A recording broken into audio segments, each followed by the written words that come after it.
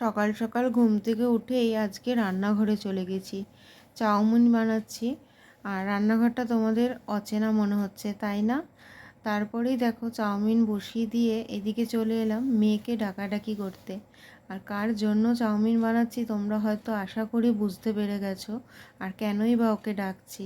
তারপরে চলে এলাম ছাদে। কিছু আজকে জামা কাপড় ধোয়ার ছিল, সেগুলোকে একটুখানি ভিজিয়ে রাখলাম, যাতে পরিষ্কারটা না এতে ভালো হয় ভিজিয়ে রাখার জন্য। তারপরে কিন্তু আবারও চলে গেলাম মেয়েকে ডাকাডাকি করতে। আর এইদিকে আমার যে পুজো হয়ে গেছে সেটাও তোমাদেরকে একটু দেখাচ্ছিলাম, যে পুজো কিন্তু করে নিয়েছি সকাল সকাল।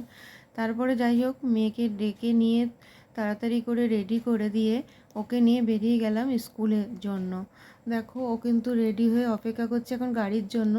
এখন প্রায় 6:45 বাজে, তখন সকাল।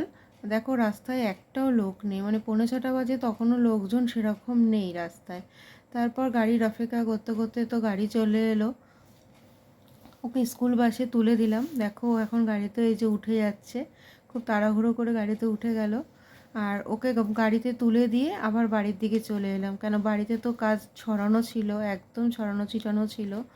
তা যাই হোক বাড়িতে এসে সমস্ত কাজ কমপ্লিট করলাম, করে নিয়ে একটু রেস্ট নিচ্ছিলাম। তারপরেই চলে আসলাম মার কাছে। কারণ তোমরা এতদিন আশা করি বুঝে গেছো সবাই যে আমি কিন্তু বাড়িতে থাকি না, মার কাছেই সবসময় থাকি।